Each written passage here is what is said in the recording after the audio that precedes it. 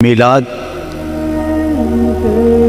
حضور کی ولادت باسعادت کی خوشی پر مسرتوں کے اظہار کا نام ہے، شکرانے کا نام ہے، اور آقا کریم علیہ السلام کے فضائل، شمائل اور خصائل کے تذکروں کا نام ہے۔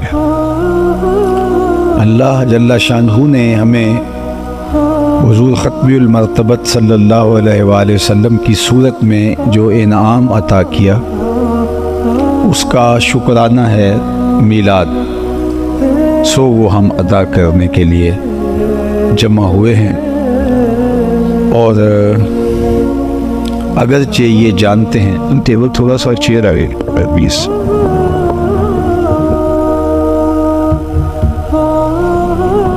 ٹھیک جی ٹھیک ہو گئے۔ اگرچہ ہم جانتے ہیں کہ حضور کے میلاد کا، حضور کی ولادت کا، حضور کی صورت میں انعام خداوندی کا شکریہ حقیقت میں ادا نہیں ہو سکتا۔ میں اپنے احباب سے یہ کہا کرتا ہوں کہ ہمارے بدن پہ اتنے بال نہیں ہیں جتنے رسول اللہ کے احسانات ہیں۔ ہمارا بال بال قرض رسالت میں جکڑا ہوا ہے۔ ایک شب کا محفل میلاد کیا، ساری زندگی حضور کے ذکر کا چراغاں کرتے رہیں، ان کے نام کے جھنڈے اٹھا کے ان کے تذکروں کی خوشبو بانٹتے رہیں، پھر بھی حضور کی صورت میں انعام خداوندی کا شکریہ ادا نہ ہو پائے۔ خدا شناسی تو بڑی دور کی بات ہے، ہم خود شناس بھی نہیں تھے، ہمیں اپنے آپ کی بھی خبر نہیں تھی۔ حضور آئے تو ہمیں پتہ چلا کہ ہم کون ہیں۔ خود سے ملاقات بھی ان کی دہلیز پہ آ کے ہوتی ہے، اور اگر ان کا در نصیب نہ ہوتا تو ہم آج بھی اندھیروں میں بھٹک رہے ہوتے، آج بھی ہم ظلمتوں میں ٹھوکریں کھا رہے ہوتے، در بدری کا عذاب سہ رہے ہوتے، اگر ہمیں ان کی چوکھٹ نصیب نہ ہوتی۔ مجھے بتاؤ، انسان اشرف المخلوقات ہونے کے باوصف، وَلَقَدْ كَرَّمْنَا بنی آدمہ کا تاج اس کے سر پہ ہے، لیکن یہ مٹی کے بنے مادوؤں، پتھر کے بنے اصنام، لکڑی کے بنے اوثان اور مختلف دھاتوں کے بنے ہوئے بتوں کے چرنوں میں اپنی پیشانی کا تقدس پامال نہیں کرتا تھا۔ جسے یہ بھی پتہ نہ ہو کہ میں کون ہوں، جو خود شناس بھی نہ ہو، وہ خدا شناس کیسے ہوگا؟ جسے اپنی ذات سے بھی آگہی نہ ہو کہ میں کون۔ اشرف المخلوقات ہونے کے باوجود یہ درختوں کو پوجتا تھا، حشرات الارض کو اپنا معبود مانتا تھا، اجرام فلکیہ کے آگے سجدہ ریز ہوتا تھا، بلکہ انسان کی تاریخ تو اتنی شرمناک ہے کہ اس نے کیچوؤں کو، سانپوں کو، بچھوؤں کو اور حشرات الارض کو اپنا معبود مانا ہے۔ یہ ہے انسان کی تاریخ، یہ ہے اس کی نقبت اور رسوائی کا عالم، جو حضرت انسان کی بے توقیری اس کی اپنی نظر میں تھی۔ جو چیزیں حضرت انسان کی خدمت کے لیے، اس کی ضرورت کے لیے پیدا کی گئی ہیں، یہ ان چیزوں کو اپنا معبود سمجھ رہا ہے اور اپنا خدا مان رہا ہے، اور ان سے ہاتھ جوڑ کے حاجتیں طلب کر رہا ہے۔ وہ بے حس و بے حرکت مجسمے جو اپنے نفع نقصان کے مالک نہیں ہیں، ان کو اپنا خدا مان رہا ہے۔ یہ ہے انسان کی گراوٹ، یہ ہے اس کی ذلت، یہ ہے اس کی زبوں حالی، یہ ہے اس کی پستی، یہ ہے اس کی خود ناشناسی۔ اور یہ ہے اس کی رسوائی کا عالم۔ یہ تو حضور علیہ السلام نے آ کر کے بتایا کہ یہ تیرے معبود نہیں ہیں، تیری چوکھٹ کے فقیر ہیں۔ هو الذی خلق لکم ما فی الارض جمیعا، زمین میں جو کچھ پیدا کیا گیا وہ حضرت انسان کے لیے پیدا کیا گیا۔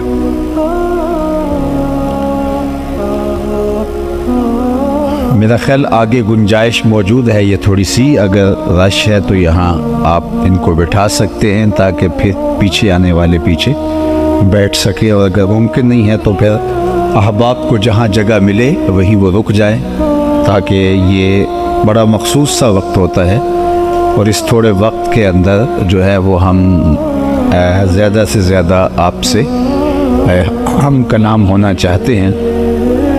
تو اگر انتظامی امور اور بیٹھنے اٹھنے کے چکر میں یہ وقت گزر گیا تو یہ قیمتی وقت دوبارہ ہاتھ میں نہیں آئے گا۔ 2-1 منٹ کے اندر جو بھی منتظمین فیصلہ کرتے ہیں تو یہ آگے جو جگہ ہے، پیچھے جگہ ہوگی تو لوگ آ کے ترتیب سے بیٹھتے جائیں گے، اور آگے جگہ ہوگی تو لوگ پیچھے سے پھر آگے آنے کی کوشش میں لگے رہیں گے۔ تو تھوڑا 2-1 منٹ میں اس کو فیصلہ کر کے اس کو طے کر رہی ہے۔ جہاں جگہ مل رہی ہے وہاں بیٹھ جائیے گا، اور باہر بھی انتظام ہے، اور جو لوگ آئیں گے وہ باہر بھی بیٹھتے چلے جائیں گے۔ جتنی اندر گنجائش ہے اس گنجائش کو اندر پر کر لیا جائے گا، اور اس کے بعد باہر جتنی گنجائش ہے وہاں لوگ بیٹھیں گے۔ اللہ آپ کو اس کا بہتر صلہ اور جزا عطا کرے۔ آپ اپنی ساری توجہات میری جانب مبذول کر دیں، جہاں جن لوگوں نے بیٹھنا تھا وہ بیٹھ گئے۔ اب اس چیز کا بہت زیادہ خیال اور دھیان رکھیے گا، منتظمین بھی بیٹھ جائیں، اور اگر کسی کو کہیں بٹھانا ہو تو خاموشی کے ساتھ، تاکہ جو ہے وہ گفتگو کا تسلسل جو ہے وہ خراب نہ ہونے پائے۔ چونکہ میں نے دیکھا ہے کہ کچھ خطیب ایسے ہوتے ہیں کہ وہ شور و غل میں بھی اپنی گفتگو کے تسلسل کو جاری رکھ لیتے ہیں، اور یہ بڑی ہمت ہوتی ہے، میں سمجھتا ہوں، لیکن میرا مزاج تھوڑا سا ہٹ کے ہے۔ وہ جو اقبال نے کہا تھا کہ نظارے کے لیے جنبش مژگاں بھی بار ہے، نرگس کی آنکھ سے تجھے دیکھا کرے کوئی۔ اقبال کہتے ہیں کبھی آنکھوں کا جھپکنا بھی طبیعتوں پہ بوجھ بن جاتا ہے، تو اس لیے مکمل انہماک۔ اور یہ میں آپ کو بتاؤں کہ یہ حضور کے ذکر کا تقاضا بھی ہے، یہ صرف میری ضرورت نہیں ہے، اور یہ میری طبعی ضرورت نہیں ہے کہ میں مکمل انہماک ہو تو گفتگو کر پاتا ہوں، بلکہ یہ حضور علیہ السلام کی مجلس نور کا تقاضا ہے کہ یہاں آپ اپنے سانسوں کو بھی کنٹرول میں کریں، اس لیے کہ بات ان کی ہو رہی ہے جن پر بات ہی ختم ہو جاتی ہے۔ اس لیے اپنی تمام تر توجہات کو آپ نے مبذول کرنا ہوگا۔ تو بات یہ چل رہی تھی کہ ہم خدا شناس ہونا تو دور کی بات ہے، ہم خود شناس بھی نہیں تھے، اور اس سے بڑھ کر کیا کوئی شخص گراوٹ میں مبتلا ہو سکتا ہے جس کو یہ بھی پتہ نہ ہو کہ میں کون، جس کو خود سے آشنائی بھی نہ ہو، اس کے پلے ہوتا کیا ہے۔ اور انسان اشرف المخلوقات ہونے کے باوجود، نائب الہی ہونے کے باوجود، خلیفۃ اللہ فی الارض ہونے کے باوجود، یہ ان چیزوں کی پوجا پاٹ کر رہا تھا جو اس کی ضرورت اور خدمت کے لیے پیدا کی گئی۔ وہ تو حضور علیہ السلام نے آ کے بتایا، میاں یہ تیرے نوکر ہیں جن کو تو اپنا معبود سمجھ رہا ہے۔ هو الذی خلق لکم ما فی الارض جمیعا، زمین میں جو کچھ پیدا کیا گیا حضرت انسان، یہ تیرے لیے پیدا کیا گیا، تیری ضرورت کے لیے پیدا کیا گیا۔ یہ درخت جن کو تو پوج رہا ہے، یہ تجھے چھاؤں فراہم کرنے کے لیے، تجھے پھل فراہم کرنے کے لیے، تجھے آکسیجن فراہم کرنے کے لیے، تیرے ایندھن کے کام آنے کے لیے پیدا کیے گئے ہیں، تو ان کو معبود سمجھ رہا ہے۔ یہ جانور تیری سواری کے لیے، بار برداری کے لیے، تیری غذائی ضرورتوں کی تکمیل کے لیے پیدا کیے گئے ہیں، اور تو ان کو اپنا معبود سمجھ رہا ہے۔ یہ اجرام فلکیہ، چاند سورج ستارے تیری راہوں میں روشنی اجالنے کے لیے، तेरे ज़ौक़ नज़ारा की तस्कीन के लिए पैदा किए गए और तू इनको अपना माबूद समझ रहा है। नहीं तो देख, तू चांद को अपना माबूद समझता है ना, ये देख उंगली उठती है और वो टुकड़े होकर कदमों में आता है। सूरज को रब मान रहा है, ये देख इशारा होता है, वो भागता हुआ असर के वक्त पे आता है। दरख्तों को पूछता है, जा मैं नहीं, तू ही कह दे तुम्हें अल्लाह का रसूल बुला रहा है। दरख्त भागता हुआ हुजूर के कदमों में आके सलामी देता है। अब इंसान की आंख खुलती है कि मैं कौन हूँ, मेरी शनाख्त क्या है और मैं किन को माबूद समझ बैठा जो कि मेरे नौकर और मेरे खादिम थे। ए तमाशा गाहे आलम रूए तो तू कुजा बहरे तमाशा भी रवे। कायनात का चरख तो इंसान तेरे लिए घूम रहा है और तू इनके आगे अपनी पेशानी के तकद्दुस को पामाल कर रहा है। अब इंसान की आंख खुलती है और शऊर बेदार होता है, ज़ात से मुलाकात होती है, ख़ुद आशनाई के उजाले नसीब होते हैं। तो अब इसका लहजा तब्दील होता है और अब ये कहता है सितारों से आगे जहां और भी हैं। अब इसे समझ आई तू राज़े कुन फ़क़ा है, अपनी आंखों पर आया हो जा, खुदी का राज़दा हो जा, खुदा का तर्जुमा हो जा, खुदी में डूब जा गाफिल, ये सिर ज़िंदगानी है, निकल कर हल्का शामो सहर से जाविदा हो जा, मसाफ़े ज़िंदगी में सीरत फ़ौलाद पैदा कर, शुबिस्तान मोहब्बत में हरीर पुरनिया हो जा, गुजर जा बन के सैले तुंद रूह को हो बयाबा से, गुलिस्तां राह में आए तो जुए नगमा खां हो जा। तेरे इल्मो मोहब्बत की नहीं है इंतहा कोई, नहीं है तुझसे बढ़कर साज़ फितरत में नवा कोई। अब इंसान को पता चला, अब उसको अपनी ज़ात से मुलाकात होती है, वो खुद शनास होता है। तो हज़रत इंसान को जो उसकी ज़ात का शऊर नसीब हुआ वो इस दहलीज़ पे आके नसीब हुआ, और जिन्हें ये दर्द नहीं मिला वो आज भी अंधेरे में है। ये बिल्कुल अपनी हमसायगी में चले जाइए, PhD डॉक्टर है और बुत के आगे हाथ जोड़े खड़ा है। जो अपने बदन पे बैठी मक्खी भी ना उड़ा सके वो तेरी ज़रूरियात का कफ़ील कैसे हो सकता है, लेकिन वो बुत के आगे हाथ जोड़े उससे मुरादें मांग रहा है। दूसरी जानब MBBS डॉक्टर है और वो गाय के पेशाब को तबर्रुक समझ के चुस्कियाँ ले ले के पी रहा है। उसकी तबीयत में कोई नफासत नहीं है कि वो इस ताफ़ुन को महसूस कर सके, लेकिन उसकी गुमराही ने हुजूर का दर नसीब न होने में उसको अंधा कर रखा है और वो गाय के पेशाब को तबर्रुक समझ रहा है। दूसरी जानिब मैं एक अपना ज़ाती वाक़या शेयर किया करता हूँ कि हमारी मस्जिद की टूटियों पर एक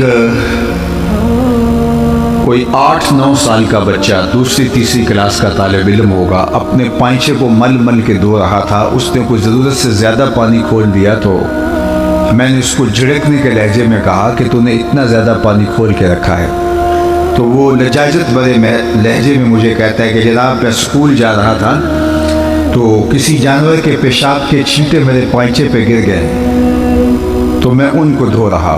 तो मैं सोच में डूब गया कि उस डॉक्टर को तो पता नहीं चला जिसने MBBS किया है और वो गाय के पेशाब को तबर्रुक समझ रहा है, और ये 8-7 साल का बच्चा, तीसरी चौथी क्लास का तालिब इल्म, ये अपने पांचे के ऊपर पड़े हुए पेशाब के छींटे भी गवारा नहीं करता। तो मेरे अंदर से आवाज़ आई कि वो है डॉक्टर लेकिन उसके हाथ में दामन मेरे हुजूर का नहीं, और ये है बच्चा माँ ने घुट्टी में प्यारी हुजूर का दिया था, इसलिए तकद्दुस इसकी रूह तक उतर आया है और इसको जानवर के पेशाब के गैर मरी छींटे भी गवारा नहीं है।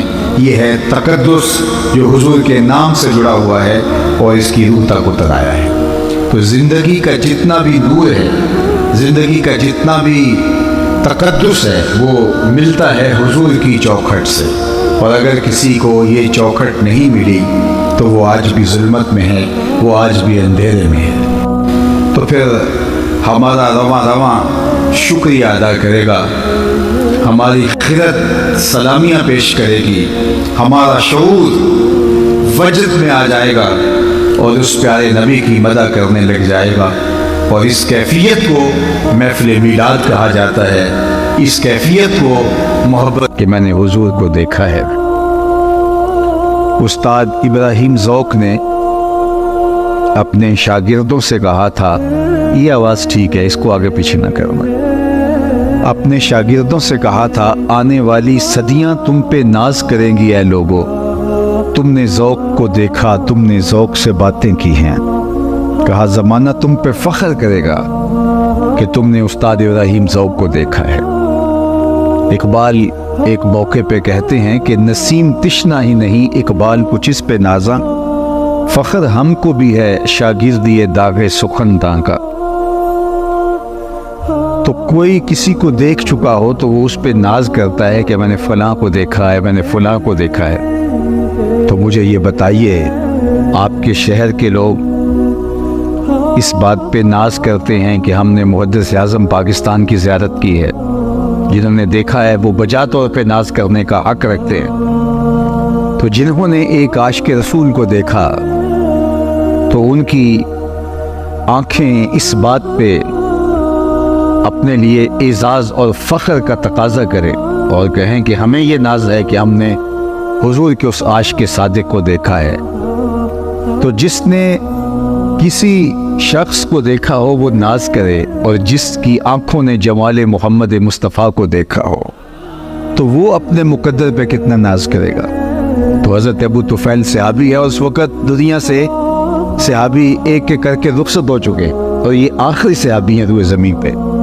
تو حج کے موسم میں حاجیوں کے پاس آ کے کہتے ہیں اونچے ٹیلے پہ کھڑے ہو کے، لوگوں صرف میں رہ گیا ہوں جس نے حضور کو دیکھا ہے، اور کوئی پوچھنا ہے تو پوچھ لو، پھر تمہیں کوئی صحابی نہیں ملے گا۔ تو لوگوں کا ہجوم ان کے گرد جمع ہو گیا۔ جنہیں حج کرنے کی سعادت نصیب ہوئی ہے وہ جانتے ہیں کہ حج ایک سالانہ عبادت ہے جو سال میں ایک بار ہی ہوتی ہے۔ تو حج عمومی طور پہ زندگی میں لوگ ایک بار ہی کرتے ہیں، اللہ کچھ خوش نصیب لوگوں کو بار بار بھی یہ سعادت عطا کرتا ہے۔ تو حج کے موقع پہ ہم نے دیکھا ہے کہ کوئی عالمانہ وضاقتہ کا شخص مل جائے تو لوگ اس کو حج کے مسائل پوچھتے دکھائی دیتے، چونکہ اکثر لوگ پہلی بار گئے ہوتے۔ لیکن اگر کوئی ہر سال بھی جاتا ہو تو جس طرح عید کے موقع پہ عید کا طریقہ بتانا ہی پڑتا ہے، تو حج کا طریقہ بھی ہر بار تازہ کرنا ہی پڑتا ہے۔ تو حج کے موقع پہ کوئی شخص مل جائے تو لوگ اس کو گھیر لیتے ہیں اور حج کے مسائل پوچھتے۔ اب ایک صحابی مل گیا ہے تو لوگوں نے حج کے مسائل پوچھے ہوں گے کہ تم نے حضور کو دیکھا ہے، حضور کو حج کرتے دیکھا، کیا طریقہ تھا وقوف مزدلفہ کا، وقوف عرفات کا طریقہ کیا تھا، حضور نے رمی جمار کیسے فرمائی ہے، قربانیاں کیسے کی ہیں، طواف زیارہ کیسے کیا ہے، رکن یمانی پر حضور رکے ہیں نہیں رکے ہیں، حجر اسود کے بوسے کس طرح حضور نے لیے ہیں، مطاف میں حضور کا انداز طواف کیا تھا، اللہ کے محبوب علیہ الصلوۃ والسلام کے خطبے کے مندرجات کیا تھے جو مقام عرفات میں حضور نے دیا۔ صحابہ نے ایک ایک چیز پوچھی ہوگی، لیکن اس کا جواب نفی میں ہے، کسی نے بھی حج کے بارے میں کوئی مسئلہ نہیں پوچھا۔ جب حضرت ابو طفیل نے کہا نا لوگوں اس وقت روئے زمین پہ میرے علاوہ کوئی نہیں جس نے حضور کو دیکھا ہو، تو لوگ ہجوم کر کے ان کے گرد جمع ہو گئے اور کہا یار بیٹھ جائے بیٹا بیٹھ جائے، آپ ڈسٹرب نہ کریں، جو جس حالت میں اس کو رہنے دے، چونکہ وقت بہت قیمتی ہے، بڑی تیزی کے ساتھ وقت بھاگ رہا ہے، ایک لمحے کی قدر کرنی ہے اور ہم نے آگے بڑھنا ہے اور مختصر اپنی بات کو آگے لے کر کے جانا ہے۔ تو حضرت ابو طفیل رضی اللہ تعالی عنہ سے کہا، کسی نے یہ مسئلہ نہیں پوچھا کہ حضور نے حج کیا کیسے کیا اور تاریخ کیا ہے۔ تاریخ کے ورق اٹھائیے، لوگ ان کے گرد دیوانہ وار جمع ہو گئے جس طرح پروانہ چراغ کے گرد جمع ہوتا ہے۔ تو کہا کہ صف لنا رسول اللہ صلی اللہ علیہ وآلہ وسلم، آپ نے حضور کو دیکھا ہے تو ہمیں بتائیے حضور کی زلفیں کیسی تھی، حضور کا چہرہ کیسا تھا، حضور کی مبارک آنکھیں کیسی تھی، ہمیں حضور کا حلیہ بیان کیجیے۔ تو حضرت ابو طفیل نے 3 لفظوں میں حضور کا حلیہ بیان کیا، اور وہ 3 لفظ آپ یاد بھی کر سکتے، اور یہ میرا محبوب موضوع ہے۔ حسن محمد کا قصیدہ پڑھنا صلی اللہ علیہ وآلہ وسلم، یہ میری عزتوں کا ظرف ہے اور یہ میرا مرغوب اور میرا محبوب موضوع ہے اور یہ امت کی ضرورت ہے۔ اقبال نے کہا تھا کہ اے تہی از ذوق و شوق و سوز و درد، تو نہ شناسی کہ عہد ما با ما چکر، عہد ما ماراز ما بیگانہ کر، از جمال مصطفیٰ بیگانہ کر۔ اقبال نے کہا تھا اے ذوق، شوق اور کیفیت و درد کی دولت سے عاری شخص، تو نہیں جانتا کہ تیرے ساتھ ہوا کیا۔ اس زمانے نے تیرے ساتھ کیا اور تجھے کہیں کا نہ چھوڑا، تیرے ساتھ زیادتی کیا ہوئی۔ تو پھر آگے چل کے کہا کہ عہد ما ماراز ما بیگانہ کر، ہمارے عہد نے ہمیں ہم سے ہی بیگانہ کر دیا۔ کیوں؟ از جمال مصطفیٰ بیگانہ کر، ہمیں حضور کے جمال سے بیگانہ کر دیا۔ جب امت حضور کے جمال سے دور ہوتی ہے تو پھر وہ امت اپنا سب کچھ کھو دیتی ہے۔ یہ جو حضور کی ذات کو وجہ نزا بنایا گیا اور ایسے موضوعات چھیڑے گئے تو اس سے امت کی حضور کے ساتھ عقیدت کو کمزور کرنا مقصود تھا اور امت الجھ کے رہ گئی، اور وہ ذات جو شعور، فہم، ادراک کی حدود سے ورا ہے، لوگ مسجدوں میں ترازو لے کے بیٹھ گئے، اس ذات کو تولنے لگے۔ تو پھر بچا کیا؟ جو محبت جس سے کرنی تھی، جس کے حسن کے قصیدے پڑھنے تھے، اس کو جب تولنے ناپنے بیٹھ جائیں گے تو پھر باقی کیا بچتا ہے؟ تو میں کہا کرتا ہوں ڈٹھے ورق قرآن دے پھول سارے، تیری شان جیا نہیں کوئی اور ڈٹھا، تیری شان دا کرے مقابلہ جڑا، ان عاشقاں اصلی چور ڈٹھا۔ کوئی نور آکھے کوئی بشر آکھے، پیندا رات دینی ایہو شور ڈٹھا، اللہ والیاں گل مکا دیتی تسا ہور ڈٹھا سا ہور ڈٹھا۔ تم نے حلیمہ کی بکریوں کے پیچھے پیچھے دیکھا ہے، سدرہ پر جبریل کے آگے آگے نہیں دیکھا۔ عہد ما ماراز ما بیگانہ کر، از جمال مصطفیٰ بیگانہ کر۔ اقبال نے کہا کہ ہمارے ساتھ جو زیادتی ہوئی وہ یہ ہوئی کہ ہمارے عہد نے ہمیں ہم سے ہی دور کر دیا۔ وہ کس طرح؟ کہ ہمیں حضور کے جمال سے، حضور علیہ الصلوۃ والسلام کے حسن سے دور کر دیا۔ جب ہم حسن محمد صلی اللہ علیہ وسلم سے دور ہو گئے تو ہمارے ہاتھ سے دین سرک گیا، رسمیں رہ گئیں، لیکن دین حقیقت اور حقیقت دین کی وہ ہم سے روٹ گئی۔ تو اس لیے آئیے ہم اس قصیدے کو چھیڑتے ہیں۔ تو حضرت ابو طفیل رضی اللہ تعالیٰ عنہ نے 3 لفظوں میں حضور علیہ السلام کا حلیہ بیان کیا۔ وہ 3 لفظ آپ یاد کر سکتے ہیں۔ میں نے کتب میں پڑھا ہے کہ جو شخص یہ چاہے کہ لوگ اس سے محبت کریں تو وہ حضور کے حسن کا قصیدہ پڑھے، لوگ اس کو ٹوٹ کے چاہیں گے، وہ محبوب خلائق ہو جائے گا، اللہ کی مخلوق اس کو محبت کرنے لگ جائے گا۔ اب طویل قصیدہ حضور کے حسن کا جو اصحاب نے کہا، ام معبد نے کہا، سیدنا علی المرتضیٰ نے کہا، اور حضرت ام سلمہ نے کہا، برا بن عازب نے کہا، اور باقی لوگوں نے کہا، وہ تو ہم یاد نہیں کر پائیں گے، لیکن یہ 3 لفظ ہم میں سے ہر کوئی یاد کر سکتا ہے اگر وہ عزم مصمم کر لے کہ میں نے ان کو یاد کرنا ہے۔ عربی متن کے ساتھ یاد ہو سکتا ہے۔ تو حضرت ابو طفیل کو صحابہ نے، تابعین نے کہا کہ اچھا آپ نے حضور علیہ السلام کو دیکھا ہے؟ انہوں نے کہا جی، میں تو آنکھیں حضور کی دیدار سے، میری آنکھیں جو ہے وہ حضور کے دیدار کا شربت پیتی رہی ہیں، میں تو جی بھر کے دیکھا ہے۔ تو انہوں نے کہا صف لنا رسول اللہ، پھر ہمیں حضور کا حلیہ بیان کیجیے۔ تو حضرت ابو طفیل نے 3 لفظوں میں حضور کا حلیہ بیان کیا، سنیے۔ کان رسول اللہ صلی اللہ علیہ وآلہ وسلم ابیض ملیحا مقصدا، 3 لفظوں میں حضور کا حلیہ بیان کیا۔ سب سے پہلا، کان رسول اللہ صلی اللہ علیہ وآلہ وسلم ابیض، حضور چٹے رنگ کے تھے۔ پہلے حضور کی رنگت بیان کی، ابیض سفید رنگ کے، بالکل چونے کی طرح حضور کا رنگ سفید نہیں تھا، بلکہ اس میں سرخی کی آمیزش تھی۔ مزید تفصیلات میں اگر جائیں تو بالکل سفید رنگ اس طرح کا نہیں تھا، بلکہ اس میں آمیزش تھی سرخی کی، جس سے جو ہے وہ حسن نمایاں ہوتا ہے، اور یہ اللہ نے اپنے محبوب علیہ السلام کو شان عطا کی۔ اور آپ اگر میری گفتگو کو غور سے سن رہے ہیں اور آخری شخص تک میری بات پہنچ رہی ہے تو میں آپ کو بتاؤں کہ دادا جو پوتے کا عرفی نام رکھ لیتا ہے اور لاڈ سے اس نام سے پکارتا ہے، عمومی طور پہ دادے کی جان ہوتی ہے پوتے میں، تو وہ اس کا کوئی عرفی نام رکھتا ہے لاڈ سے، پیار سے، نک نیم جسے کہتے ہیں، اور اس سے وہ پکار کر کے خوش ہوتا ہے۔ حضور علیہ السلام کے دادا حضرت عبد المطلب نے حضور کا ایک عرفی نام رکھا ہوا تھا، اور آپ اگر پوچھیں وہ کیا تھا تو وہ ابیت تھا۔ جب وہ لاڈ سے پکارتے کہتے یا ابیدو، اے گورے رنگ والے، اور خاندان میں حضور کا نام بطور ابیت چلتا تھا۔ حضور کے چچا جناب ابو طالب نے جو حضور کا قصیدہ پڑھا ہے تو اس میں بھی انہوں نے یہی کہا، ابیدو یستسقى الغمام بوجهه سمال الیتامى عصمۃ للارامل، یہ میرے گوری رنگت والا بھتیجا جس کے چہرے کو دیکھ کے بادل امٹ کے آ جاتے۔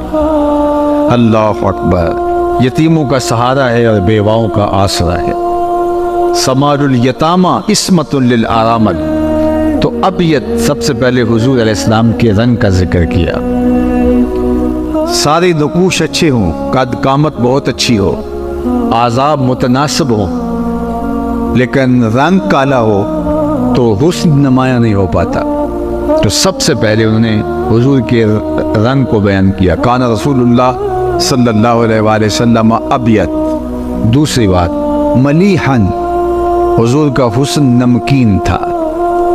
ایک ہوتا ہے میٹھا حسن، دیکھو تو تڑپ جاؤ، اور ایک ہوتا ہے ملی حسن، نمکین حسن، دیکھو تو دیکھتے رہ جاؤ۔ خود فرمایا انا عاملہ و اخی یوسف اصبح، میں نمکین حسن کا مالک ہوں اور میرا بھائی یوسف میٹھا حسن رکھتا تھا۔ حضرت یوسف علیہ السلام کا حسن میٹھا تھا اور حضور کا حسن ملی تھا، نمکین تھا۔ نمکین حسن کے اندر کشش زیادہ ہوتی ہے، ملی کی کشش سبھی سے زیادہ ہوتی۔ اب یہ طے ہے تو حضرت یوسف علیہ السلام کے چہرے سے نقاب ہٹتا تو لوگ تاب نہ لاتے اور ہوش سلامت نہ رہتے، زنان مصر نے انگلیاں تک کاٹ ڈالے۔ تو یہاں ایسا کوئی واقعہ پیش نہیں آیا، تو یہ بات شاہ عبد الرحیم محدث دہلوی کے جو ہے شاہ عبد الرحیم محدث دہلوی جو شاہ ولی اللہ محدث دہلوی کے والد ہیں، انہوں نے خواب میں حضور سے مل کر کے یہ سوال عرض کیا۔ اور یہ بات ذہن میں رکھیے کہ جس نے خواب میں حضور کو دیکھا اس نے میرے حضور کو ہی دیکھا۔ فرمایا جس نے مجھے خواب میں دیکھا اس نے مجھے ہی دیکھا۔ شیطان خواب کے اندر آ کر کے بھی میری مثل ہونے کا دعویٰ نہیں کر سکتا۔ جس نے مجھے دیکھا اس نے مجھے ہی دیکھا۔ اب شاہ عبد الرحیم محدث دہلوی جو والد ہے شاہ ولی اللہ محدث دہلوی کے، یہ کہتے ہیں میں نے خواب میں حضور کی زیارت کی اور میں نے حضور سے کچھ سوال کیے، حضور نے ان کے جوابات ارشاد کیے۔ آپ کی مارکیٹ سے کتاب دستیاب ہے، در سمین فی مبشرات النبی الامین، یہ شاہ ولی اللہ کی ہے محدث دہلوی علیہ رحمۃ۔ اور شاہ ولی اللہ وہ ہیں جن کو تمام مکاتیب فکر کے لوگ اہل تشریح کے علاوہ اپنا امام اور مقتدیٰ مانتے، یہ غیر متنازع شخصیت ہے بر صغیر پاک و ہند۔ انہوں نے در سمین کے اندر یہ واقعہ لکھا جو میں آپ کے سامنے عرض کرنے جا رہا ہوں۔ وہ کہتے ہیں کہ میرے والد شاہ عبد الرحیم نے خواب میں حضور کی زیارت کی اور زیارت کرتے ہوئے حضور سے سوال کیا کہ حضور آپ کا فرمان ہے انا عاملہ و اخی یوسف اصبح، میں نمکین حسن کا مالک ہوں، میرے بھائی یوسف کا حسن میٹھا تھا، اور وہاں زنان مصر کی انگلیاں کٹ گئی اور یہاں کوئی ایسا واقعہ پیش نہیں آیا، تو اس کی کیا وجہ ہے؟ تو حضور نے جو جواب دیا وہ سنیے۔ آقا نے جو جواب دیا خواب میں، وہ در سمین فی مبشرات النبی الامین میں حضرت شاہ ولی اللہ نے لکھا۔ آقا کریم نے فرمایا جمالی مستور عن اعین الناس غیرۃ من اللہ، اے عبد الرحیم اللہ نے میرے حسن کو لوگوں کی نظروں سے غیرت محبت کی وجہ سے چھپا کے رکھا ہے۔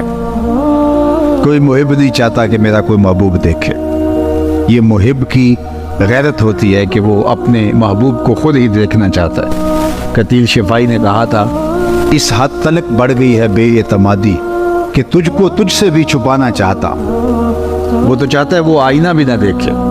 تو کہا کہ میرے رب نے میرے حسن کو لوگوں کی نظروں سے چھپا کے رکھا ہے۔ جمالی مستور عن اعین الناس غیرۃ من اللہ، یہ اس کی غیرت محبت ہے کہ میرے حسن کو ظاہر نہیں کیا گیا۔ اور صوفیاء کہتے ہیں 70,000 बशरियत के पर्दे हुजूर के जमाल पे डाले गए। अल्लाह अकबर। और अगर वो पर्दे उठ जाते कोई हुजूर के जलवों की ताब ही न ला सकता। यही बेहतर है कि वो पर्दे में रूपोश रहे। वो अगर पर्दा उठा दे तो किसे होश रहे, कौन ताब ला सके। और मौलाना हसन रज़ा ने कहा अलैहि रहमा ने, वो अगर जलवा करें कौन तमाशाई हो, वो अगर जलवा करें कौन तमाशाई हो। अगर वो रुख से निकाब हटा दे और हकीकत मुहम्मदिया खुल जाए तो कौन है कि जो उन जलवों की ताब ला सके। तो जनाब यूसुफ अलैहिस्सलाम का माजरा कि उनका हुस्न बेनिकाब था और हुजूर का हुस्न 70,000 बशरियत के पर्दों में मलफूफ था।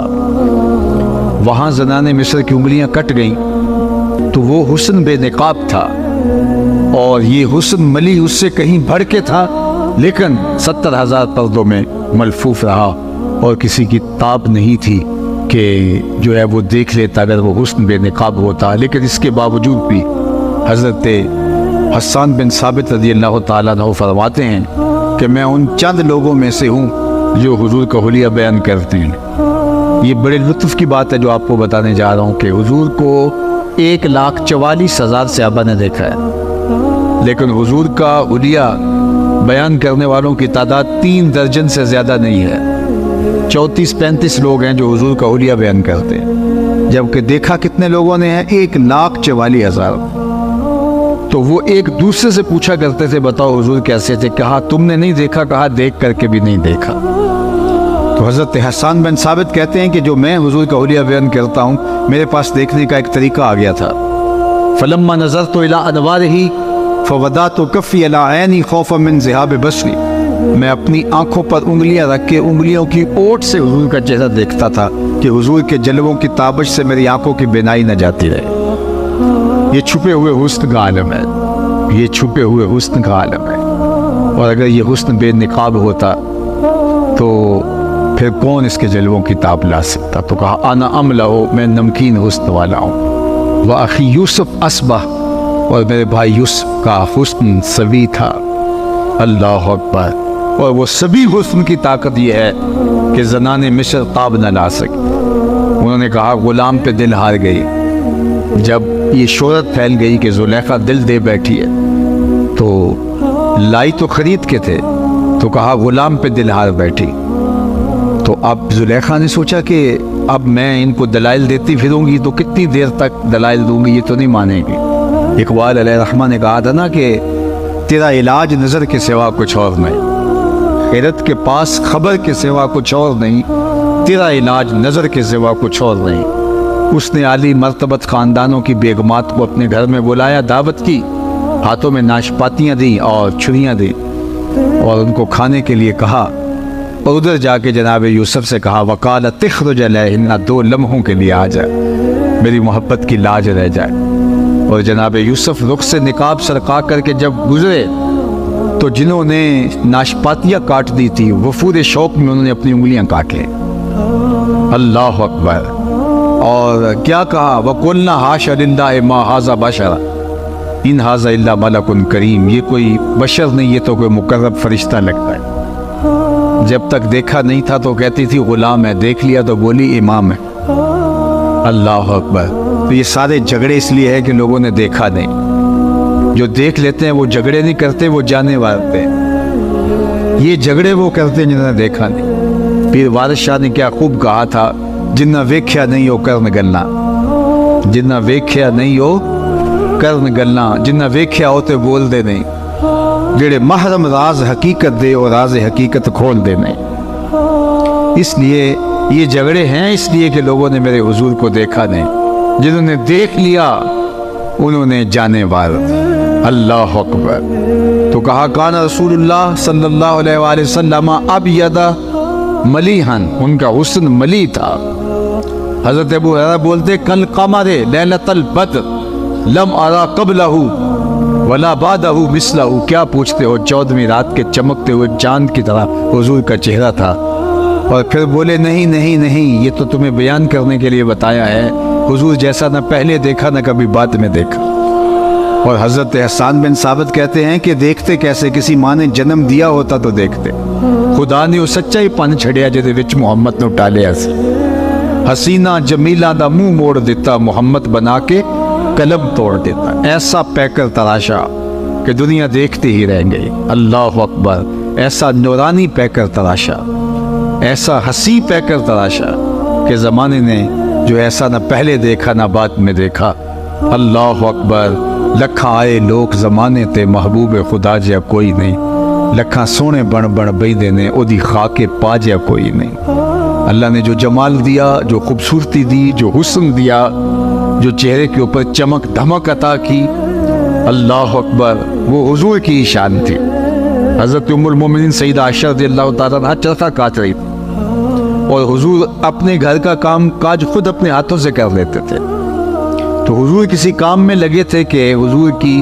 مبارک پیشانی پر پسینے کے قطرے نمودار ہوئے اور جب حضور کے رخ نور پر پسینے کے قطرے نمودار ہوئے تو یہ چرخہ کاٹتے کاٹتے رک گئی تو جب آواز ختم ہوئی یہ ایسی کھوئی نا حضور کے چہرہ نور پر دیکھتے دیکھتے یہ چرخہ بھول گیا تو حضور علیہ السلام اپنے دھیان میں کام کر رہے تھے تو جب دیکھا چرخے کی آواز بند ہو گئی تو حضور نے دیکھا تو عائشہ رک کے ٹک ٹکی باندھ کے حضور کے چہرے کو دیکھ رہی تو حضور نے کہا عائشہ کیا ہوا تو حضرت ام المومنین نے کہا حضور آج اگر ابو کبیر الحزلی ہوتا تو اسے اپنے شعر کا مصداق آپ کا چہرہ دکھائی دیتا جس پہ اس نے اپنے محبوب کے رخساروں پر جو ہے وہ شبنمی قطروں کا ذکر کیا ہے تو یہ حضور علیہ السلام کی مبارک پیشانی اور حضور علیہ السلام کا رخ نور بلکہ حضور بھی جانتے تھے کہ عائشہ حسن شناس ہے اور آقا کریم علیہ السلام سے جس طرح ام المومنین پیار کرتی تھی تو ایک دن حضور نے بھی کالے رنگ کی چادر کی بکل کی اور حضور تشریف لائے اور ام المومنین موجود تھی تو حضور نے کہا کیف ترینی یا عائشہ عائشہ بتاؤ آج کیسا لگ رہا ہوں آج حسن خود ناز میں آ گیا ہے اللہ اکبر کیف ترینی یا عائشہ عائشہ کیسا لگ رہا ہوں تو ام المومنین نے جو جواب دیا وہ بھی سنیے سید عائشہ نے کہا حضور چادر کی سیاہی نے آپ کے چہرے کی سفیدی کو نکھار دیا اور آپ کے چہرے کی سفیدی نے آپ چادر کی سیاہی کو نکھار دیا وہ حسن تھا حضور کا کل قمر لیلۃ البدر لم ارا قبلہ ولا بعدہ مثلہ کہا کیا پوچھتے ہو 14ویں رات کے چمکتے ہوئے چاند کی طرف میرے حضور تھے اور حضرت احسان بن ثابت کہتے ہیں نہیں تم نے کیا دیکھا کہ خدا نے تو اس جیسی شکل ہی کسی کی نہیں بنائی اللہ اکبر وہ ایسا نور برستا تھا چہرے سے ایسے انوار پھوٹتے تھے اذا ضحک یتلالع فی الجدر جب حضور مسکراتے تھے تو حضور کے چہرے سے نکلنے والی شعاؤں سے اطراف کی دیواریں چمکنے لگتی حضرت انس بن مالک رضی اللہ تعالیٰ عنہ فرماتے ہیں کہ میں 7 یا 8 سال کی عمر کا تھا جب حضور مکے سے ہجرت فرما کے مدینہ تشریف لائے اور جب حضور کا وصال ہوا تو اس وقت میری عمر 17 یا 18 سال تھی تو کہتے ہیں کہ جب حضور تشریف لائے مدینہ المنورہ میں تو میں 7 اور 8 سال کا تھا اور لوگ حضور کو دیکھنے کے لیے گئے تو میں بھی گیا تو حضرت انس بن کعب کہتے ہیں میں نے اس دن سے روشن دن زندگی میں کبھی نہیں دیکھا اور دوسری بات کہتے ہیں کہ حضور کے مبارک چہرے سے جو نور نکلتا تھا مدینے کی کچی دیواروں پر اس کی روشنی پڑتی تھی اللہ اکبر ابن ماجہ کے شارح نے لکھا کہ ایک تو ہوتا ہے نا کہ ویسے ہی مانوی روشنی کی بات کریے جناب آپ آ گئے تو محفل میں نور آ گیا اس سے تر و تازگی روشنی مراد ہوتی ہے تر و تازگی مراد ہوتی ہے فرحت و روحانیت مراد ہوتی ہے لیکن ابن ماجہ کے شارح لکھتے ہیں کہ ایسا نہیں تھا کہ حضور کے آنے سے ایک رونق آ گئی اور اس کو انہوں نے نور کہا نہیں لوگوں نے واقعی اپنی آنکھوں کے ساتھ مدینے کی دیواروں پر حضور کے چہرے سے نکل کر عکس پڑھتے ہوئے دیکھا تھا اور حضور کے چہرے سے پڑھنے والے عکس سے مدینے کی کچی دیواریں بھی روشنیاں بانٹ رہی تھیں یہ حضور کے چہرے کے اجالے تھے یہ حضور علیہ السلام چہرے کا نور تھا ایک صحابی تھے قتادہ بن ملحان رضی اللہ تعالیٰ عنہ ایک دن گزرے تو حضور علیہ السلام کو ان کو پیار آ گیا تو آقا کریم نے اپنے دونوں ہاتھ اور ہتھیلیاں قتادہ بن ملحان کے چہرے پہ پھیر دی اور ان کا چہرہ روشن ہو گیا۔ اب سنیے، ایک صحابی ہیں، وہ فرماتے ہیں کہ میں قتادہ بن ملحان کو ملنے گیا، حضور کے وصال کے بعد کی کہانی، اور وہ بہت بیمار بھی تھے اور بوڑھے بھی تھے۔ کہتے ہیں میں ان کو ملنے گیا تو وہ چارپائی پہ بیٹھے ہوئے تھے اور میں ان کی پائنتی کی جانب بیٹھ گیا، اور میرا رخ ان کے چہرے کی طرف تھا اور ان کا رخ جو ہے وہ میری طرف تھا۔ تو ان کے گھر سے کوئی فرد گزرا تو ظاہر ہے کہ میری تو پشت تھی ادھر، میں تو قتادہ بن ملحان کے چہرے کی طرف دیکھ رہا تھا، اور گزرنے والا میری پشت سے ان کے گھر کا کوئی شخص گزرا تو حضرت قتادہ بن ملحان کا چہرہ حضور کے ہاتھوں کے لگنے سے اتنا روشن ہو گیا تھا، وہ فرماتے ہیں فَأَبْصَرْتُهُ فِي وَجْهِ قَتَادَةَ، میں نے اس گزرنے والے کے عکس کو حضرت قتادہ کے چہرے میں دیکھا۔ اللہ اکبر، جن کے ہاتھوں کے لمس سے چہرے آئینے کی طرح روشن ہو جائیں، ان کے اپنا چہرہ نور کی صورت اور عالم کیا ہوگا۔ اسی لیے تو ام المومنین سیدہ عائشہ رضی اللہ تعالیٰ عنہا فرماتی ہیں کہ میں گھر میں کوئی چیز سی رہی تھی کہ میرے ہاتھوں سے سوئی گر گئی، اور حضور کا گھر ہے اور دیے میں جلانے کے لیے تیل بھی نہیں، مالک کونین ہیں، گو پاس کچھ رکھتے نہیں، دو جہاں کی نعمتیں ہیں ان کے خالی ہاتھ میں۔ تو کہا حضور کے گھر میں دیے میں جلانے کے لیے تیل بھی نہیں، اور میں پریشان تھی کہ آپ یہ گمی ہوئی سوئی کیسے ملے گی، اتنے میں حضور تشریف لے آئے۔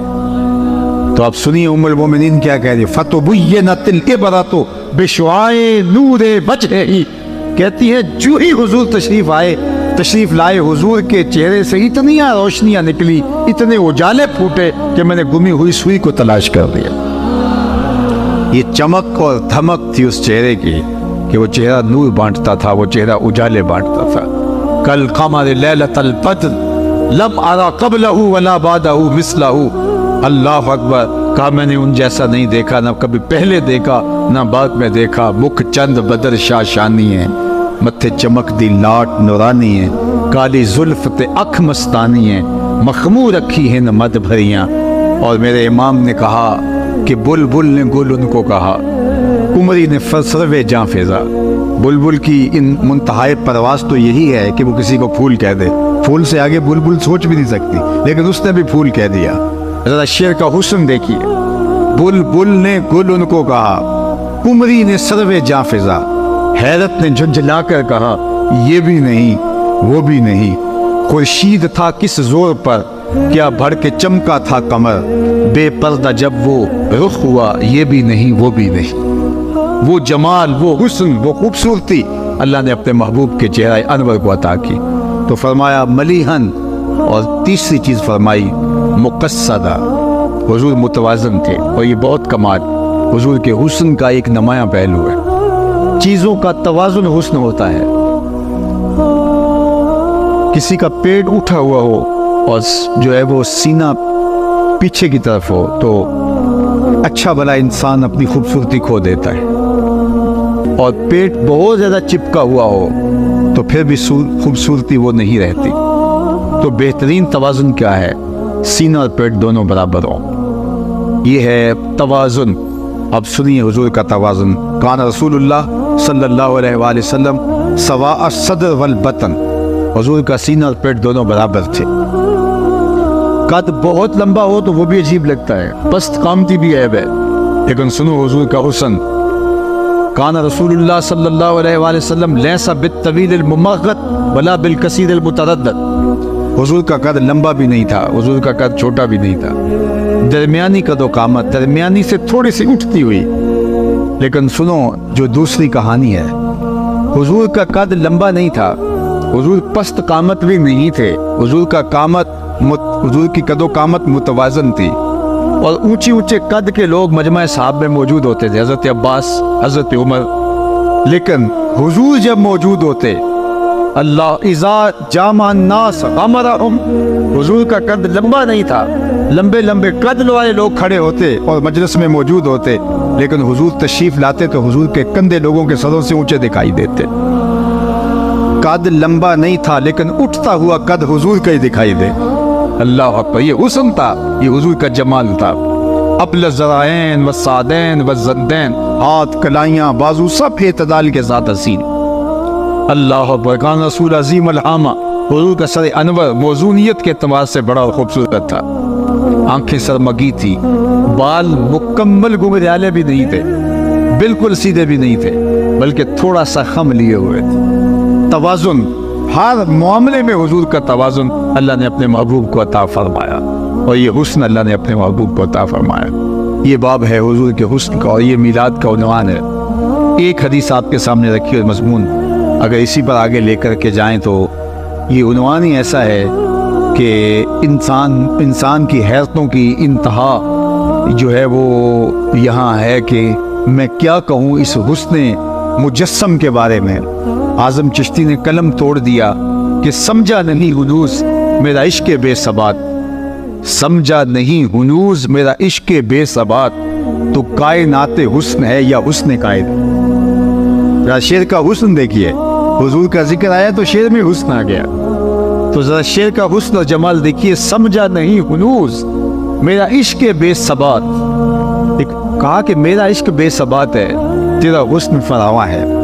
حافظ شیرازی نے کبھی کہا تھا نا کہ ز عشق ناتمام ماں جمال یار مستغریس، بآب و رنگ و خال و خط حاجت روح زیبارہ۔ ہمارے ناتمام عشق، ہمارے ادھورے عشق سے اس کا حسن بے نیاز ہے۔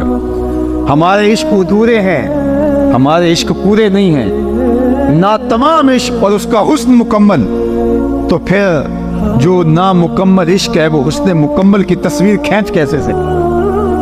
کوئی ایسی دور بھی ایجاد نہیں ہوئی جو اس کو احاطے میں لے آئے، کوئی ایسا کیمرہ ایجاد نہیں ہوا جو اس حسن کو جو ہے وہ کیپچر کر سکے، اس لیے کہ ہمارے کیمرے نامکمل ہے، وہ حسن فراواں ہے، اس چکا چوند کو ہمارے تخیل کے کیمرے کبھی بھی جو ہے عکس بند نہیں کر سکتے۔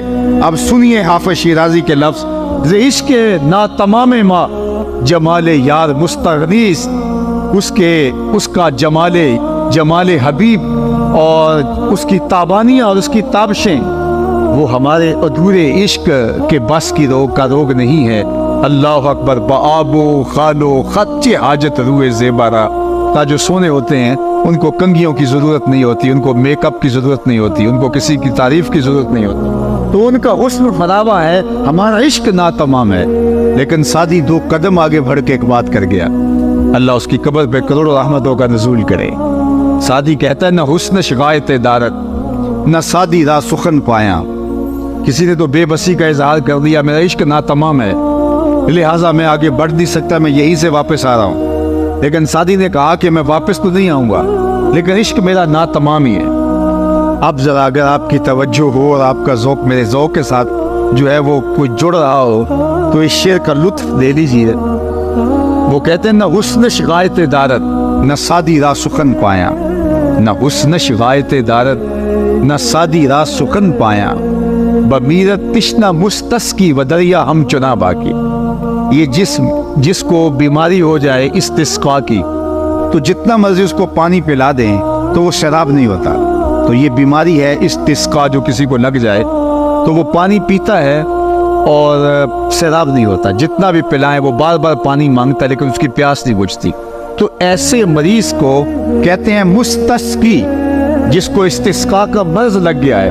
اب شعر کا مزاج سمجھیے، شعر کا مفہوم سمجھیے، نہ حسن شغایت دارت، نہ سادی را سخن پایا۔ سادی کہتے ہیں اس کے حسن کی انتہا نہیں، لیکن سادی بھی کب تھکنے والا ہے، نہ اس کے حسن کی انتہا اور نہ سادی کا کلام جو ہے اس کی کوئی انتہا۔ تو پھر ہوا کیا؟ کہا، بمیرت تشنہ مستسقی و دریا ہم چنا واقعی۔ کہانی یوں بنی کہ دریا کے کنارے ایک مستسقی، ایک استسقا کے مرض والا پانی پی پی کے پیاسا ہی مر گیا، لیکن دریا یوں ہی چل رہا ہے، دریا یوں ہی چل رہا ہے اور وہ پیاسا مرا ہوا ہے۔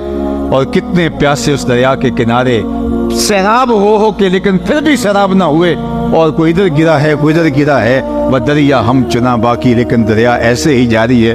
اس لیے ہم تو آگے بڑھ نہیں سکتے۔ اور یہاں غالب نے قلم توڑتے ہوئے کہا، غالب ثنائے خواجہ بیزداں گزاشتیم، کہاں ذات پاک مرتبہ دان محمد از۔ غالب جب ہمارے بس کا روگ نہیں ہے تو ہم کیوں بات کریں، وہ جانے اور اس کا کام جانے۔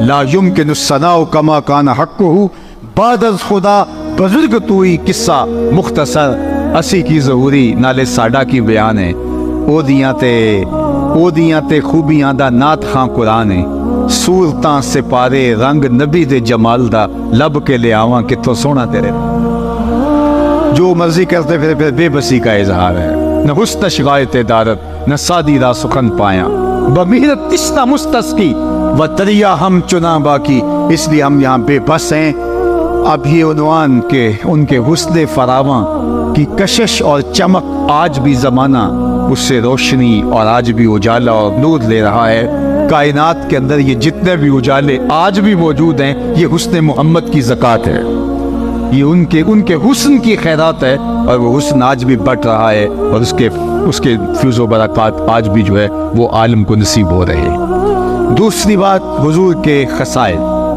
یہ عنوان ہے اب وقت کے دامت میں اتنی گنجائش نہیں کہ میں عنوان کا مضمون چڑھوں لیکن 5 جملے سن لیجئے تشریح کے بغیر جو حضور کی سیرت کا سرنامہ ہے اور یہ بخاری شریف اور باقی کتب تواریخ اور سیر کے اندر موجود ہے لیکن اس کی روایت کس نے کی ہے یہ کس کے کلمے ہیں یہ سیدہ حضرت خدیجہ الکبریٰ رضی اللہ تعالی عنہا کی رائے ہے حضور علیہ السلام کے بارے میں یہ ہے حضور کی سیرت کا آئینہ حضور کی سیرت کا ایک آپ شمع دیکھنا چاہیں حضور کی سیرت کا ایک عنوان دیکھنا چاہیں تو صرف یہ 5-6 عنوان دیکھ لیجئے جب پہلی وحی نازل ہوئی اور حضور علیہ السلام پر ایک کیفیت طاری ہوئی اور حضور جب گھر آئے بعضم میں لونی مجھے چادر اڑا دو مجھے سردی کا احساس ہے تو ام المومنین نے حضور کو تسلی دیتے ہوئے جو 5 یا 6 جملے کہے تھے بعض روایات میں 5 ہیں بعض روایات میں 6 ہیں وہ جملے کیا تھے انہوں نے کہا کلا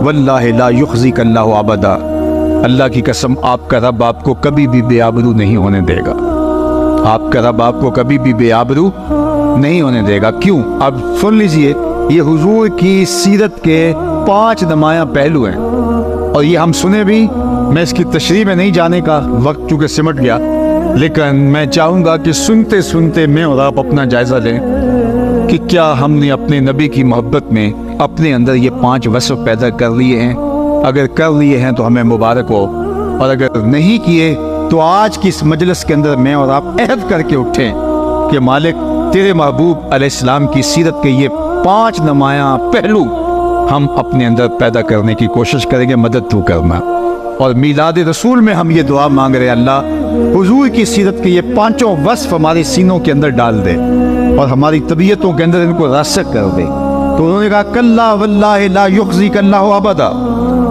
آپ کا رب آپ کو کبھی بھی پریشان نہیں ہونے دے گا بے آبرو نہیں ہونے دے گا کیوں انک لتصل الرحم وتحمل الکلہ وتکسب المعدوم وتقری الضیف وتعین علی نوائب الحق یہ 5 خوبیاں حضور کی انہوں نے بیان کی سب سے پہلی انک لتصل الرحم آپ رشتہ داروں کے ساتھ سلوک اچھا کرتے یہ حضور کی سیرت کا نمایاں پہلو جو ام المومنین نے حضور کے سامنے بیان کیا وہ یہ تھا انک لتصل الرحم آپ صلہ رحمی کرتے ہیں رشتہ داروں کے ساتھ آپ کا سلوک بہت اچھا ہے دوسری بات وتحمل الکلہ جس کا کوئی بوجھ اٹھانے والا نہیں اس کا بوجھ آپ اٹھاتے ہیں تیسری بات وتکسب المعدوم جس کا کوئی کمائی کرنے والا نہیں ہے اس کی ضرورت کو آپ پورا کرتے ہیں وتقری الضیف اور آپ مہمان نواز ہیں اور 5ویں چیز وتعین علی نوائب الحق اللہ کے راستے میں کوئی مشکل میں پھنس جائے تو آپ اس کے ساتھ کھڑے ہوتے دکھائی دیں یہ 5 وصف میں دیکھوں کہ میرے اندر آپ کے اندر اگر موجود ہیں تو ہمیں مبارک ہے اور اگر نہیں ہیں تو ہمیں یہ اوصاف حمیدہ یہ حضور کی شخصیت کے نمایاں پہلو ہیں اور ایک امتی کو اپنی تعلیم اپنے نبی کے اخلاق کا عکس اپنے اندر پیدا کرنا چاہیے جب حضرت ابو بکر صدیق رضی اللہ تعالیٰ عنہ ایک دن کفار سے تنگ آ کر شہر مکہ چھوڑ کے جانے لگے تو ابن الدغنہ جو قریش کا ایک سردار تھا وہ راستے میں ملا اور اس نے کہا ابو بکر کدھر جا رہے ہو کہا آپ کے شہر کے لوگوں نے تنگ کر دیا میں شہر چھوڑ کے جا رہا ہوں تو اس نے کہا آپ جیسے لوگ شہر چھوڑ کر نہیں جائیں گے ابن الدغنہ نے کہا کہ میں آپ کو پناہ دیتا ہوں آپ جیسے لوگ شہر چھوڑ کے نہیں جائیں گے کیوں انک لتصل الرحم آپ صلہ رحمی کرتے ہیں، وَتَحْمِلُ الْكَلَّ اور لوگوں کا بوجھ اٹھاتے ہیں، وَتَقْسِبُ الْمَعْدُومَ اور جس کا کوئی بوجھ اٹھانے والا نہیں، جس کا کوئی کمانے والا نہیں، اس کے لیے کمائی کرتے ہیں، وَتَقْرِي الضَّيْفَ وَتُعِينُ عَلَىٰ نَوَائِبِ الْحَقِّ۔ حضرت ابو بکر صدیق کو ابن الدغنہ نے کہا کہ تمہارے اندر یہ وصف ہیں، اور جس شخص کے اندر ایسے وصف ہوں اس کو شہر نہیں چھوڑ کے جانا چاہیے ورنہ شہر اجڑ جائیں گے۔ تو جو وصف میرے حضور کے تھے، ابن الدغنہ نے کہا کہ وہ وصف ابو بکر میں ہے، تو ابو بکر تو شہر چھوڑ کے نہیں جائے گا، تم مکے میں ہی رہو گے۔ اب یہ تھا حضور علیہ السلام کی محبت کا عکس ہے۔ میں اور آپ ہم کہتے ہیں ہم حضور علیہ السلام کے عاشق ہیں، لیکن یہ صرف ہم زبان اور ہونٹوں سے کہتے ہیں، یہاں سے لفظ نکلتے ہیں فضا میں بکھر جاتے ہیں، ہمارے کردار کے ساتھ کوئی جڑ کے دیکھے تو ہم کچھ اور ہوتے ہیں، کردار حضور کا کچھ اور ہے۔ تو اگر ہم واقعی عاشق رسول ہیں تو یہ 5 وصف ہمارے اندر ہوں، اور باقی بھی اوصاف جو حضور کے ہیں ان کا عکس ہمارے اندر پایا جائے، کم از کم یہ وصف تو ہماری زندگی کا نازمہ ہے، ایک عاشق رسول کا نصاب ہے۔ اور سیدنا صدیق اکبر رضی اللہ تعالیٰ عنہ کو ابن دغنہ کہتا ہے آپ کے اندر یہ 5 چیزیں، آپ کیسے جا سکتے ہیں شہر چھوڑ کے؟ تو میں اور آپ دیکھوں کہ ہم اگر دعویٰ محبت کرتے ہیں، محبت کا دعویٰ اپنی جگہ پہ، لیکن اس کے تقاضے کیا ہیں؟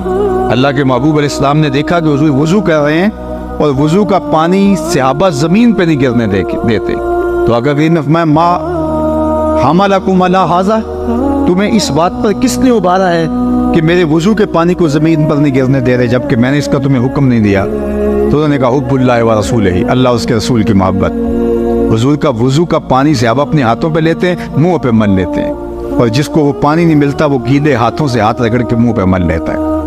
حضور نے حکم تو نہیں دیا تھا لیکن محبت اس کا تقاضا کرتی تھی، اور صحابہ وضو کا پانی زمین پر نہیں گرنے دے رہے۔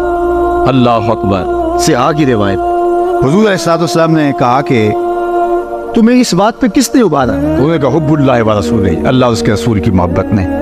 تو اللہ کے محبوب نے جو ارشاد فرمایا وہ سن لیجئے۔ حضور نے فرمایا کہ جو چاہتا ہے اللہ اس کا رسول اس سے محبت کرے اور وہ اللہ اس کے رسول سے محبت کرے تو اس کو 3 کام کرنے چاہیے۔ ایک تو جب بھی بولے سچ بولے، اور دوسرا اپنے ہمسایوں کے ساتھ سلوک اچھا کرے، اور تیسرا جب اس کے پاس امانت رکھی جائے تو اس میں خیانت نہ کرے۔ یدی تمہارا وہ عمل کہ تم میرے وضو کے پانی کو زمین پر گرنے نہیں دیتے، تمہارا یہ عمل بہت اچھا ہے، لیکن یہ نہیں کہ اس عمل پر ہی تمہارا فوکس رہے اور تم ہمسایوں کے حقوق پامال کر بیٹھو۔ تمہارا فوکس اس عمل پہ رہے کہ میرے پانی کو زمین پر نہیں گرنے دیتے، لیکن تمہاری زبان سے جھوٹ نکل جائے۔ تو کہا یہ تمہارا عمل، اس پہ حضور نے نفی نہیں کی، لیکن کہا کہ تم یہ اس لیے کر رہے ہو نا کہ اللہ کے رسول کی محبت اور اللہ کی محبت، تو کہا اگر یہ تم چاہتے تمہیں یہ 3 کام بھی کرنا پڑیں گے۔ تو جھنڈیاں لگاؤ، میں اس کا انکار نہیں کرتا، چراغاں کرو، میں اس کا انکار نہیں کرتا، آپ اپنی گلیوں کو سجاؤ، آراستہ کرو، یہ تمہیں اجازت ہے، لیکن کبھی ہمسایوں کے حقوق پامال نہ ہونے دے۔ بلکہ میں ایک بات کہوں، شاید میرے کچھ ہم مسلک مجھ سے ناراض بھی ہو جائیں، لیکن میں آپ کو کہوں کہ اگر اس بار آپ چراغاں نہیں کر سکتے اور آپ کے محلے کے اندر کچھ لوگوں کا میٹر اس لیے کٹ رہا ہے کہ وہ بل دینے کی اہلیت نہیں رکھتے، تو آپ چراغاں کرنے کی بجا ان کا بل دے دے تو اللہ کے رسول زیادہ خوش ہوں گے۔ یہ تمہیں کرنا ہوگا، لوگوں کی ضرورتوں کا خیال، چراغاں بھی کریں اور بل بھی دیں، یہ تو بہت اچھی بات ہے، لیکن آپ کے اختیار میں اگر ایک چیز ہے تو آپ اگر یہ کر لیں تو حضور کی خوشنودی کا سبب ہو سکتا ہے۔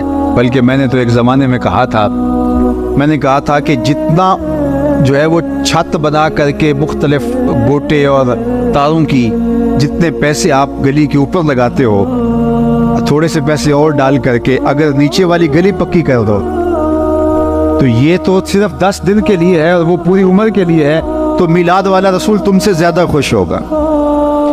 تو ہم نے یہ دیکھنا ہے، ہر پہلو سے دیکھنا ہے۔